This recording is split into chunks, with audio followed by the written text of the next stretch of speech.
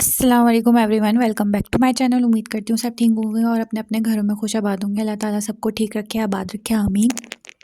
2000 years later.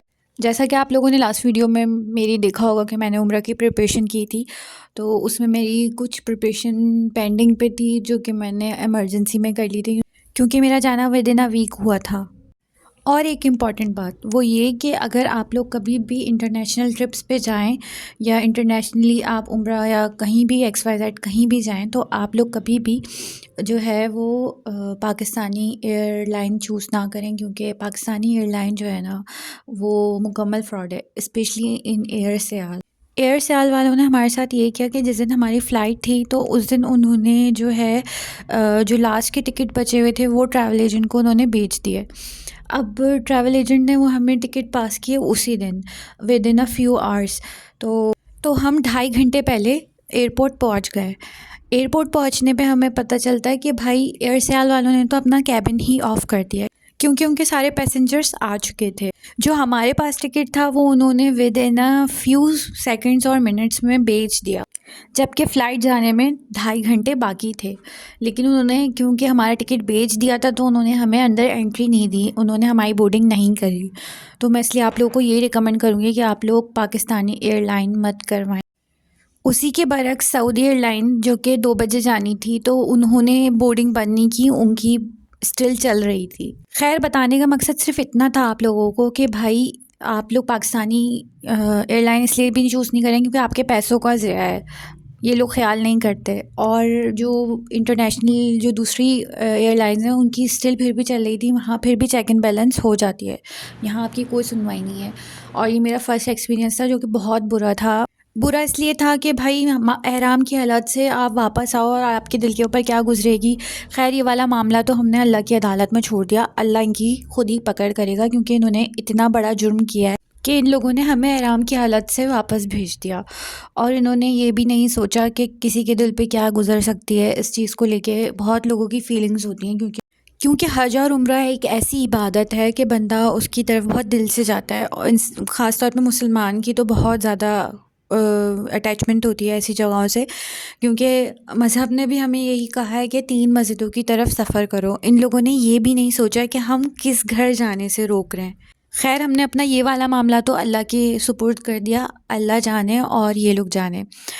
और अब हम यहाँ से अपनी डेस्टिनेशन का आगाज़ करते हैं। मैं आपको अपनी पूरी बताती हूँ कि हमें कब पहुँचे। इस बार हमारा पैकेज काफ़ी शॉर्ट था, तो हम लोगों को इतने ज़्यादा दिन नहीं लगे वहाँ। हमारा जहाज़ तकरीबन 2 बजे के करीब फ़्लाई किया था, 2:15 के करीब, सॉरी। लेकिन उसके बाद फिर हम लोग पहुँचे थे 4:30 पौने 5 के करीब। क्योंकि हमारी एक रात पहले ही ख़राब हो चुकी थी तो हमें काफ़ी थकान हो गई थी और हमें एयरपोर्ट पे भी काफ़ी टाइम लगा वहाँ से निकलने में। फिर उसके बाद हमें बस में काफ़ी टाइम लगा मक्का जाने में, क्योंकि बस वाले भी बहुत सारे लेट करते हैं, तो वो उन्होंने काफ़ी लेट किया। फिर हमने सुबह के टाइम उम्रा किया था। हमारा होटल वोको मक्का था। वोको मक्का नियरेस्ट टू हरम है, लेकिन उनके लिए नियरेस्ट है जो लोग पैदल चल सकते हैं, क्योंकि 10-15 मिनट की वॉक है वहाँ पे भी। और वैसे शटल सर्विस उनकी अवेलेबल है 24 आवर्स। ये होटल इकॉनमी रेट पे मिला था, लेकिन था ये 5 स्टार होटल, और यहाँ पे तकरीबन हर तरह की फ़ैसिलिटी अवेलेबल थी। यहाँ पे हर तरह की फ़ैसिलिटी और अकोमोडेट भी इन्होंने बहुत अच्छा किया था। मतलब आपको इलेक्ट्रिक केटल से लेके और आयरन स्टैंड और आयरन भी अवेलेबल थी।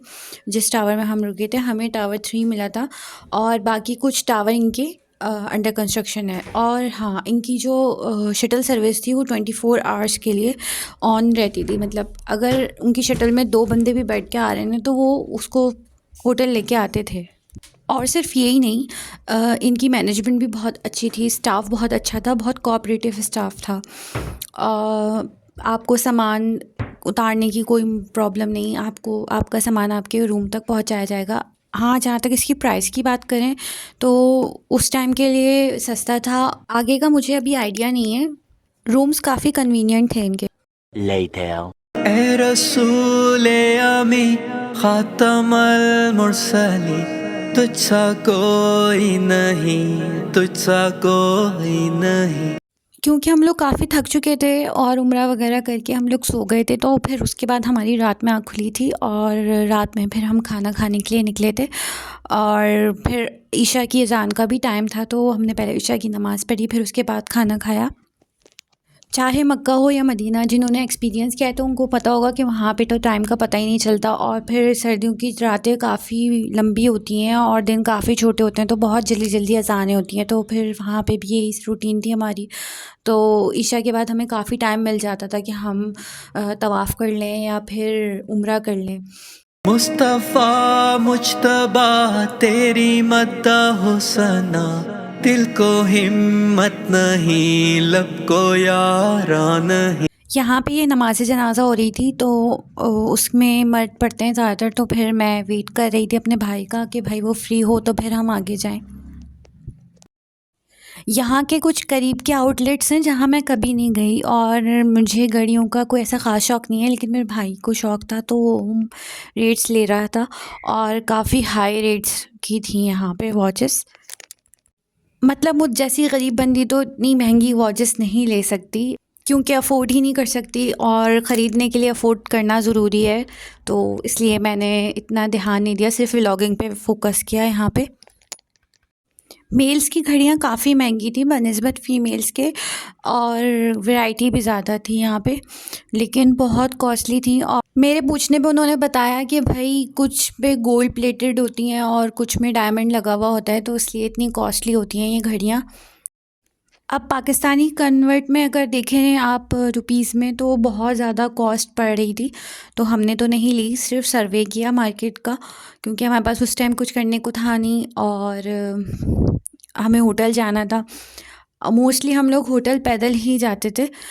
शटल सर्विस क्योंकि काफ़ी लंबा रूट लेके जाती थी, तो हम लोग पहुँच जल्दी जाते थे होटल पैदल। और शटल सर्विस का रूट यही था कि जाने में भी वो लंबा रूट इख्तियार करती थी और आने में भी।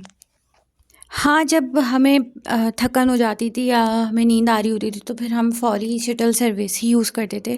वैसे तो जो गए हैं तो उनको आइडिया होगा कि शटल सर्विस का रास्ता भी काफ़ी दूर जा के है, मतलब शटल आपको जो लेनी पड़ती है वो काफ़ी दूर पड़ती है। तो कभी-कभी ऐसा होता था कि हम लोग शटल में आ जाते थे, लेकिन मोस्टली ऐसा होता था कि टाइम अगर बचाना है तो पैदल सफ़र करते थे।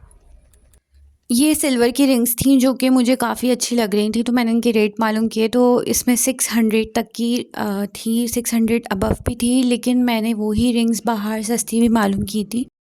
ये ब्रेसलेट काफ़ी प्यारा था, सिल्वर में था और लेकिन ये बहुत महंगा दे रहे थे, 800 रियाल का दे रहे थे ये। तो मेरी तो इतनी हैसियत नहीं कि भाई मैं ख़रीद सकूं, तो इसलिए मैंने इसको छोड़ दिया।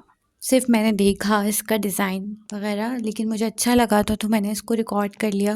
खैर, मैंने लोगों से सुना है कि भाई बाहर अच्छी चीज़ें मिलती हैं और सस्ती मिलती हैं, जो हरम के प्रेमिसेस से बाहर होती हैं वो ज़्यादातर सस्ती मार्केट होती हैं। अब ये तो मुझे नहीं पता, क्योंकि मुझे कबूतर चौक भी काफ़ी कॉस्टली लगता है, क्योंकि कुछ चीज़ें ऐसी होती हैं जो हमारे पाकिस्तान में सस्ती मिलती हैं बनिस्बत और मुल्कों के, तो इसलिए मुझे महंगा लगता है। रसूले अमी खातमल मुरसली, तुझसा कोई नहीं। आप लोगों को लग रहा होगा कि मैं जो है सिर्फ घूमती घूमती रही, ऐसी बात नहीं है। जितने दिन थे उसमें मैं जितने दिन जाती थी तो थोड़ी बहुत क्लिप्स जमा करके फिर बना लेती थी, क्योंकि ये मार्केट हरम के करीब थी, तो मेरा गुज़र वहीं से होता था, निकलना वहीं से होता था। तो जब मैं वापसी जा रही होती थी तो उस टाइम पे मैं अंदर खाने के लिए बहुत दफ़ा ऐसा हुआ कि जाते थे तो हम लोग रिकॉर्ड कर लेते थे और फिर मैंने इसको एक गैदर करके एक अच्छा सा व्लॉग बना लिया। खैर, ये बिन दाऊद है और ये काफ़ी महंगा है, बहुत ज़्यादा महंगा। और फिर ये भी बात है कि जब बंदा जाता है तो फिर कुछ ना कुछ तो अपनों के लिए लेकर आता ही है, और वो कुछ ना कुछ ढूँढने से ही मिलता है, तो इसलिए भी वीडियो में बहुत सारी चीज़ें आपको नज़र आ रही हैं। यहाँ मशीनरी आइटम से लेके लगेज, बैग्स वगैरह सब काफ़ी महंगा था, तो यहाँ तो सिर्फ हम देखने के लिए आए थे कि कोई अच्छी चीज़ शायद कम पैसों में मिल जाए, तो लेकिन यहाँ कुछ भी ऐसा नहीं था। नेक्स्ट वीडियो आप लोग लाजमी वॉच कीजिएगा, क्योंकि उसमें जो जिस मार्केट में गई थी तो वो काफ़ी रीज़नेबल थी और वो मदीने की मार्केट थी। नेक्स्ट व्लॉग में मैं आपको मदीना दिखाऊंगी कि मैं किस मार्केट गई थी। इस बार जो मैंने एक्सपीरियंस किया वो यही एक्सपीरियंस किया कि मक्का महंगा है और मदीना सस्ता है। लेकिन पाकिस्तान की इकॉनमी की वजह से काफ़ी महंगी पड़ जाती हैं वहाँ से चीज़ें लानी, तो मोस्टली चीज़ें हम लोग यहीं से बाय करते हैं। उम्मीद करती हूँ आपको मेरा ये व्लॉग बहुत अच्छा लगा होगा, तो आप मुझे ज़रूर बताइएगा कि आप लोगों को कैसे लगा मेरा व्लॉग।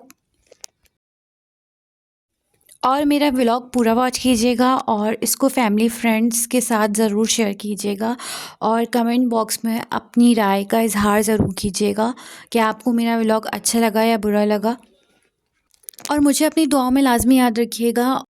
और मेरी अल्लाह से यही दुआ है, अल्लाह ताला जिसकी ख्वाहिश है वो सब लोग अल्लाह के घर ज़रूर जाएँ, आमीन। और मुझे भी अपनी दुआओं में याद रखिएगा लाज़मी, और मैं भी आपको अपनी दुआओं में लाज़मी याद रखूँगी। यहाँ पर किड्स सेक्शन भी काफ़ी महंगा था बड़ों की तरह, और ये ऐसे कपड़े आपको पाकिस्तान में बहुत इजीली और कम कॉस्ट में अवेलेबल होता है, लेकिन वहाँ काफ़ी महंगे थे। उनके लिए महंगे नहीं थे, लेकिन हमारे लिए काफ़ी महंगे थे। 120।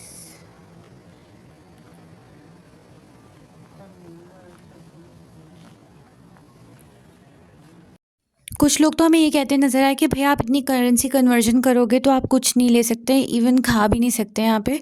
एक तरह से उनका कहना सही था, लेकिन बंदा अपनी जेब भी देखता है। और फिर हमारी करेंसी स्टेबल होने का नाम ही नहीं लेती, जिसकी वजह से हम लोगों को हर चीज़ महंगी लगती है। खैर, उम्मीद करती हूँ आपको मेरा ये व्लॉग बहुत अच्छा लगा होगा, तो इसको लाइक, सब्सक्राइब और शेयर ज़रूर कीजिएगा और मुझे अपनी दुआओं में याद रखिएगा। मैं भी आपको अपनी दुआओं में याद रखूँ। और मेरा नेक्स्ट व्लॉग लाज़मी देखिएगा, क्योंकि उसमें बहुत सारी इन्फॉर्मेशन है। अपना और अपनों का ख्याल रखिएगा। जब तक के लिए अल्लाह हाफ़िज़।